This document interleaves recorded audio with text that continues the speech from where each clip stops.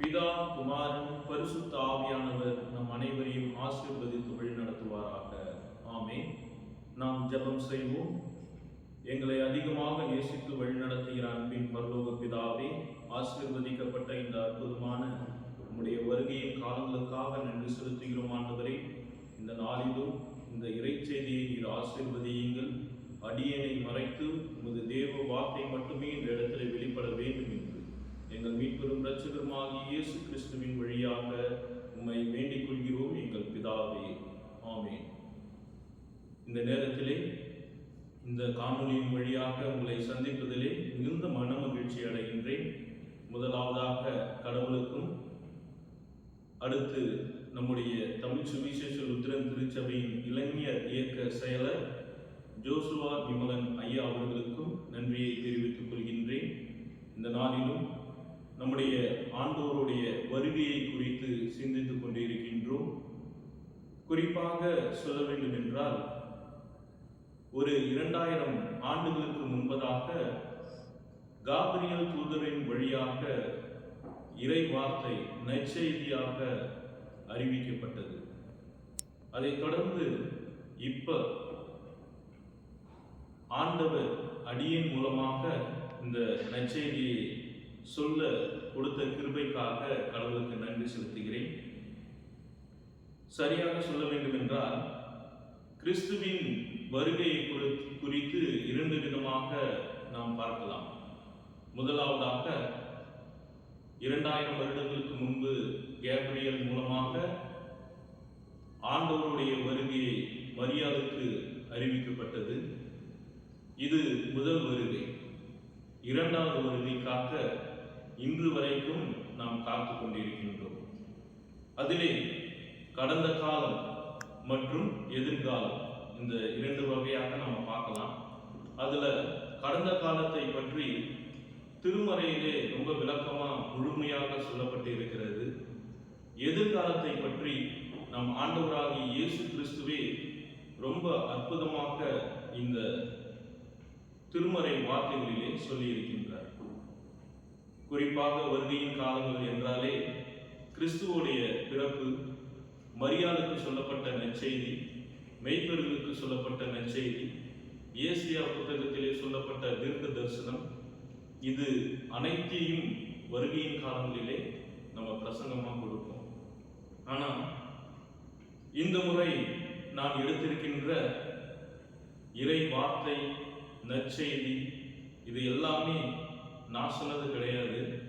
நம் ஆண்டவராகிய இயேசு கிறிஸ்து அவருடைய 2ஆம் வருகையின் பொழுது அவர் சொன்ன வார்த்தைகளை இந்த நேரத்திலே ரத்தன சுருக்கமாக உங்கள் மத்தியிலே நான் பகிர்ந்து கொள்கின்றேன். மத்தேயு எழுதிய சுவிசேஷம் 25ஆம் அதிகாரம் 33வது வசனத்திலே ஆண்டவருடைய வருகையை குறித்து நேரடியாக கிறிஸ்துவே மக்கள் மத்தியில் சொன்ன இறை வார்த்தையை இந்த இடத்திலே உங்கள் மத்தியிலே நான் பகிர்ந்து கொள்கின்றேன். அதிலே இயேசு கிறிஸ்து சொல்கின்றார், செம்பரி ஆடுகளையும் வெள்ளை ஆடுகளையும் தனித்தனியாக பிரித்து வலதுபுறமாக இடதுபுறமாக நிற்க வைப்பார்கள் அப்படின்னு சொல்கின்றார். அப்படி வலதுபுறமாக இடதுபுறமாக நிற்க வைக்கப்பட்டிருக்கின்ற அந்த ஆடுகளை பற்றி, அந்த ஆடுகள் தான் நம்முடைய விசுவாசிகள், நாம் அனைவருமே. அப்படியாப்பட்ட வலதுபுறம் இடதுபுறம் 2 பக்கமாக நிற்கின்ற நாம் எந்த பக்கத்திலே நிற்கிறோம் என்பது முக்கியமான ஒரு காரியமாக இருக்கிறது. அதுல பார்த்தீங்கன்னா, செம்பரி ஆடுகள் வலது பக்கமாக நிற்க வைக்கப்படுகிறது, வெள்ளை ஆடுகள் இடதுபுறமாக நிற்க வைக்கப்படுகிறது. அதிலே செம்பரி ஆடுகள் ஆண்டவருடைய வார்த்தைக்கு கீழ்ப்படிந்து அதன்படி நடக்கின்ற பிள்ளைகளை குறிக்கிறது செம்பரி ஆடுகள்.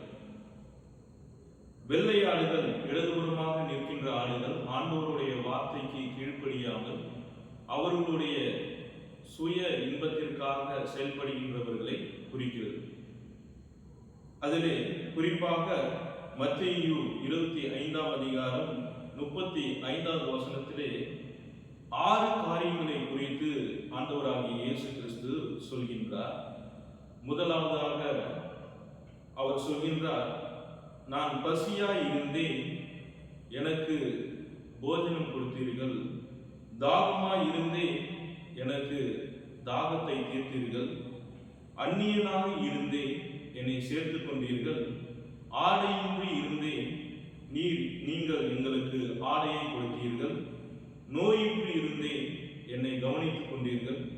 சிறையில் இருந்தேன், என்னை சந்தித்தீர்கள் என்று இந்த இடத்திலே அவர் சொல்றார். உடனே அந்த வலதுபுறமாக நிற்க வைக்கப்பட்டிருந்த அந்த மக்கள் கேட்கிறாங்க, ஐயா, நாங்க எப்போ உங்களை பார்த்தோம்? உங்களை நாங்க எப்போ உங்களுடைய பசியை தீர்த்தோம்? உங்களுடைய தாகத்தை நாங்க எப்ப தீர்த்தோம்? உங்களுக்கு நாங்க எப்ப ஆடை கொடுத்தோம், துணி கொடுத்தோம் அப்படின்னு சொல்லி அந்த இடத்துல அந்த மக்கள் கேட்கிறாங்க. அதுக்கு ஆண்டவர் சொல்றாரு, மிக சிறியோர்களுக்கு நீங்கள் எதை செய்கிறீர்களோ அதையே நீங்கள் எனக்கு செய்கிறீர்கள் என்று அந்த வசனத்திலே ரொம்ப அற்புதமாக மத்தேயு 25:40 அவர் விளக்குகின்றார். அதே போல இடதுபுறமாக நிற்கின்ற வெள்ளை ஆட்டுக்களை பார்த்து ஆண்டவர் சொல்கின்றார், நான் பசியா இருந்தேன், எனக்கு நீங்க போஜனம் கொடுக்கல. தாகமாய் இருந்தேன், எனக்கு நீங்க தண்ணீர் கொடுக்கல. அந்நியனாக இருந்தேன், நீங்க என்னை சேர்த்துக் கொள்ளவில்லை.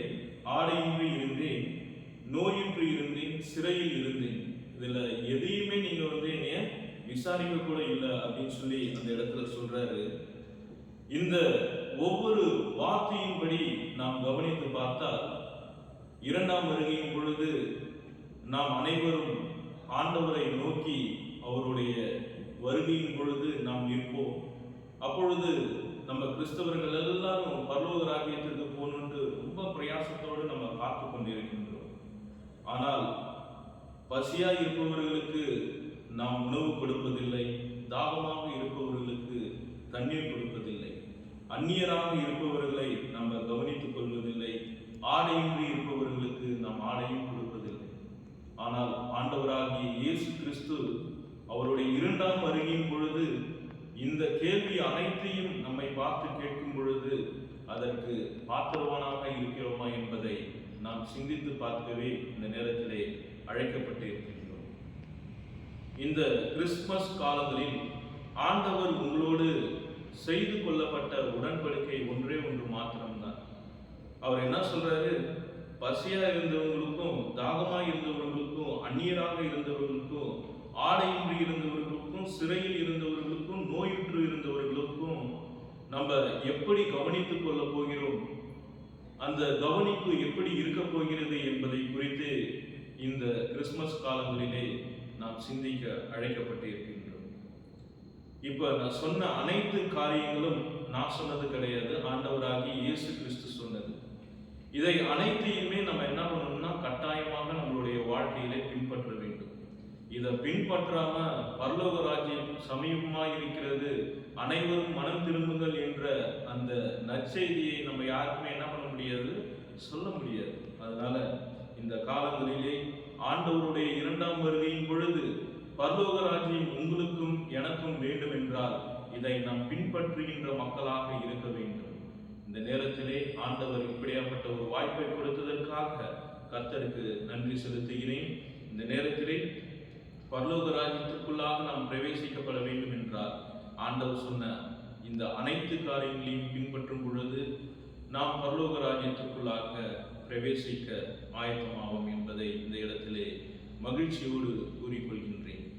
இந்த நேரத்திலே உங்கள் அனைவருக்கும் கிறிஸ்துமஸ் மற்றும் புத்தாண்டு வாழ்த்துக்களை மகிழ்ச்சியோடு தெரிவித்துக் கொள்கின்றேன். ஆண்டவர் தாமே நம் அனைவரையும் ஆசீர்வதித்து வழிநடத்துவாராக.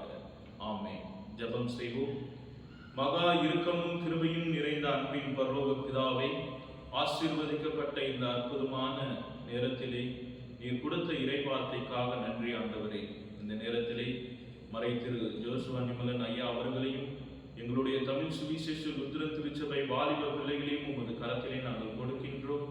நீரே இந்த வருகையின் காலங்களில் எங்களோடு கூட இருந்து நாங்கள் எப்படி நடக்க வேண்டும், இந்த உலகத்திலே எப்படி வாழ வேண்டும், இளைஞர்களை எப்படி பாதுகாக்க வேண்டும் என்பதை நீர் எங்களுக்கு கற்றுத்தாருங்கள். உம்முடைய வருகைக்கு அனைவரும் ஆயத்தமாக இருக்க நீர் எங்களுக்கு கிருபை பாராட்ட வேண்டும் என்று எங்கள் மீட்பெரும் இரட்சகருமாகிய இயேசு கிறிஸ்துவின் வழியாக உம்மை வேண்டிக் கொள்கிறோம் எங்கள் பிதாவே. ஆமென். என் ஆத்மாவே கர்த்தரை ஸ்தோத்திரி, என் முழுமே அவர் பரிசுத்த நாமத்தை ஸ்தோத்திரி. என் ஆத்மாவே கர்த்தரை ஸ்தோத்திரி, கர்த்தர் செய்த சகல பாரங்களையும் மறவாதே. ஆமென். ஆண்டவரின் ஆசீர்வாதத்தை பெற்றுக்கொள்வோம். நம் ஆண்டவராகிய இயேசு கிறிஸ்துவின் கிருபையும் பிதாவுடைய அன்பும் பரிசுத்த ஆவியுடைய அன்பின் ஐக்கியமும் நம் அனைவரோடும் இன்றும் சதாகாலம் இருந்து நம்மை வழி நடத்துவதாக. ஆமென். சுவாமி கிருபையாயிரும், கிறிஸ்துவே கிருபையாயிரும், சுவாமி கிருபையாயிரும். ஆமென். பராபரனுக்கு ஸ்தோத்திரம்.